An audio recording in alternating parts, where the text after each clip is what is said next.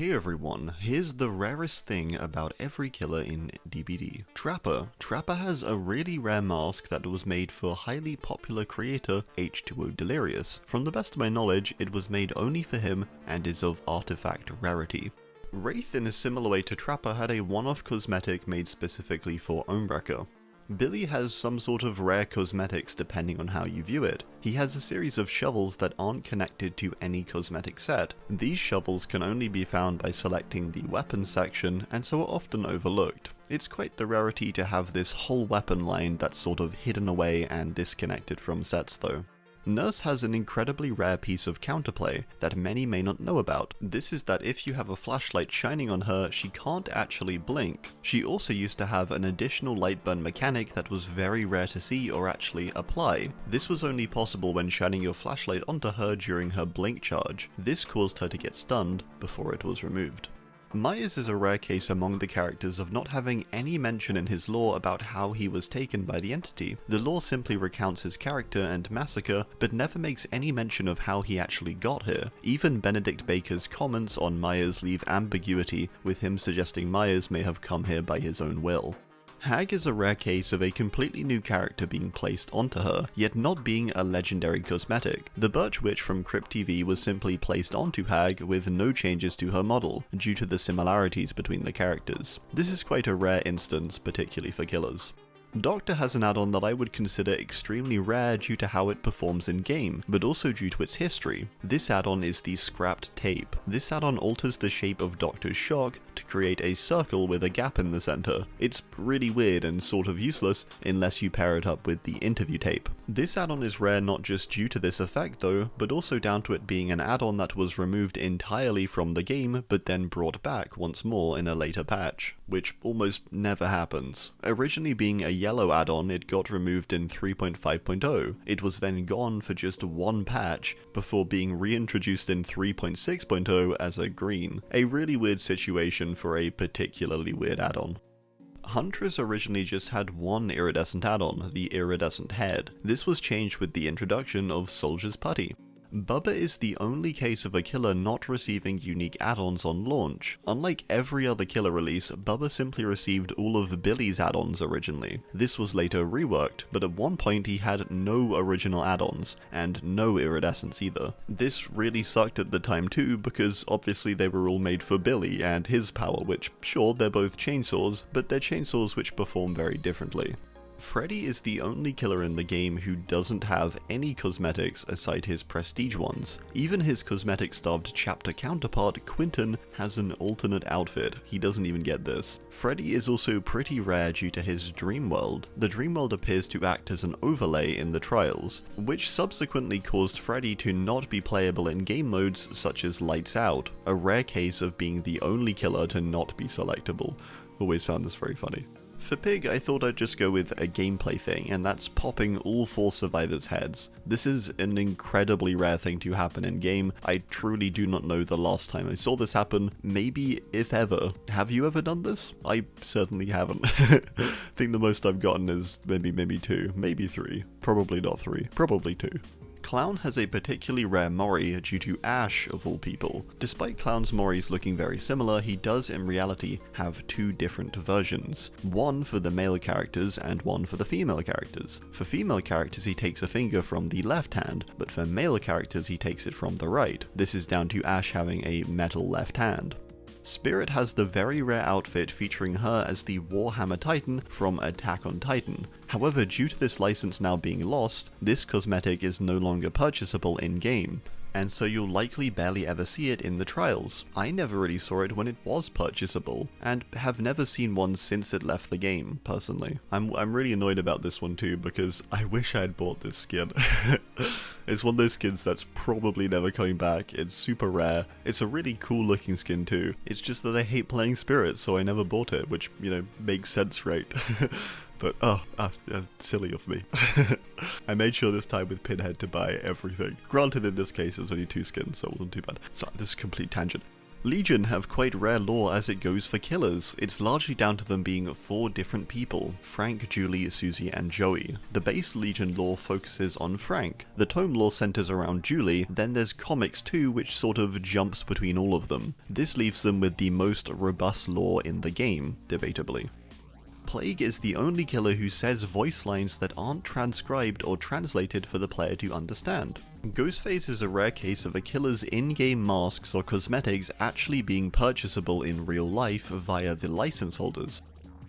Demogorgon was extremely rare at one point due to its removal from the in-game store, where before you could buy Demo individually for 500 Oryx cells, which is about $5, or £3.75 here for me. Upon its removal and just before it got added back to the game, it cost around $500, or again about $375 for pounds. And this was on various key sites for the Stranger Things DLC. Now that Pinhead has suffered the same fate, I do think his key prices will go up, but likely not to the extent of Demogorgon due to its popularity. I think maybe eventually they could reach those numbers, but it's going to take a much longer time, I think. Similar to Spirit, only has a very rare outfit, which is his Attack on Titan Armored Titan. Luckily this time I actually bought this one, and I'm glad I did, again. With Attack on Titan no longer being purchasable in the game store, this means this outfit is now forever unobtainable unless you bought it prior. Deathslinger. Deathslinger's map Dead Dog Saloon looked very different on the Chains of Hate PTB. It had more blue tones and a generally lighter, duskier sky, compared to the more orange, dusty skybox we have now. Although some maps do go through some changes from PTB to live, they usually aren't so substantial, at least visually. Executioner is incredibly unique due to how he interacts with lockers. He is the only killer to close the lockers instead of slamming them shut, or some variation of this. He closes them properly, like a gentleman. He also can't nod. Unlike every other killer, the only way to tell if he's adjusting his head is by looking at his hand. Blight has this skin, which used to be very rare before it came to the store. It was originally a skin only obtainable through Twitch rewards, and for a long period was his rarest. Twins themselves are quite literally the rarest killers in the game, with a pick rate bordering 0.5% via Nightlight. This means for every 100 games you play, there's a 50% chance you see them once. Trickster has a unique instance and rare case of one of his outfits that was revealed in a trailer being separated into 2 separate sections. In the Tome 9 trailer we saw Trickster wearing his green Tome outfit, but also with a golden mask. Despite this, in-game he doesn't wear the golden mask by default, with it instead releasing far later as a standalone item. To properly complete the set, you need to combine the two.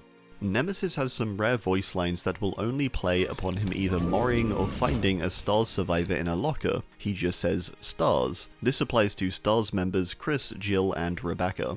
Pinhead. For Pinhead, I thought I'd just go with Chatterer. This may seem a bit odd, but Chatterer is probably going to become one of the rarest skin appearances in the game, now that Pinhead is no longer purchasable, and neither are his cosmetics. Similar to how we saw with Stranger Things and legendary characters like Jonathan, their pick rate basically disappeared in just a few years after their removal. Chatterer is going to be one of the rarest appearances in the future, I think. It also doesn't help that Pinhead already has pretty low pick rates, I think, so Chatterer's pick rates are going to be even lower. Artist originally had a unique counter which was very rare to see. This was not too dissimilar from Nurse's light burn mechanic. Originally, survivors were able to burn crows off of other survivors by shining a flashlight onto them. You could also remove your own crows by dropping a flashbang onto yourself. Sadako has a rare and one-off interaction that occurs 7 days after you purchase the Sadako Rising DLC. Once you do, 7 days on, and upon loading up the game, a DBD version of the cursed tape will play, only this one time. Dredge has an extremely rare interaction where you can actually get grabbed and pulled into the locker by Dredge whilst you lock the locker and Dredge is inside it just after teleporting. I know this because it happened to me a long time ago and it surprised me a lot. It's an interaction that can only be possible for the half second or so it takes to lock a locker, but it definitely is possible. Wesker, not too dissimilar from Nemesis, has a voice line for not just Stars, but specifically his nemesis of Chris. He says the line, "Time to die, Chris," when he morries him. There are also lines for Chris getting hooked or wiggling free. Wiggling free is pretty rare too, I think. This is a rare instance too due to Mori's and Chris's not being overly frequent in games. Maybe a bit more now with finisher Moris, but even so. Knight had a fairly rare helmet only obtainable through purchasing Oryx cells at a specific point in time. If you did this, you received this, the Bloodworm helmet. Much later they released the full set that went with the helmet to the store. However, it was originally just the helmet as a standalone bonus item. It is cool now though to see the full set. Skull Merchant has a rare map, I would say. She's the only character in the game that has arrived to the game and repurposed an already existing realm to fit her needs and aesthetic. Before her release, Shelter Woods was similar to how it appears now, just without her base on it, and so was quite empty. Singularity is a rare case of an original killer having an alternate weapon type unlockable only through purchasing the full chapter on the store. You get the curved scythe. Whilst this does occur for a few chapters, it is still pretty rare, and the only sort of slightly rare thing I could think of for him, so there you go. Xenomorph is a rare case of a license in-game crossing over with one technically not in DBD yet, and that's Predator. Grid Xenomorph looks this way as it got caught in a Predator's net. Interestingly, however, the flavor text never directly mentions Predator or what caused the damage. Chucky is one of few killers to recognize survivors, but he also does so for those outside of his own license. He'll recognize both Ash Williams and Nicolas Cage whenever he sees them in the lobby. Unknown, unlike every other killer, never featured directly in its respective chapter trailer. If you watch the All Things Wicked trailer, it only ever features Sable. Further, Unknown's lore does not even recount the story of Unknown directly, but instead someone investigating it named Olivia, a super rare presentation of a character, where the appearance of the character is almost completely avoided. Vecna. Vecna has one of the rarest achievements in the game related to him. It's the hand-eye coordination achievement. This requires you to find either the hand or eye of Vecna in trial and escape after using it. This doesn't sound too bad with the completion rate being 2.6%. Not too bad. However, it's actually complained about quite a lot and is much harder nowadays because no one really plays Vecna much, and getting specific killers in general is already pretty hard, let alone getting a rare item that's only obtainable by rolling a d20 on a Vecna chest, using it, and then surviving the trial. Dracula, unlike any other killer, alters the skybox itself for some trials. If a trial takes place on an original realm, his castle will appear. This is a feature that no other killer gets.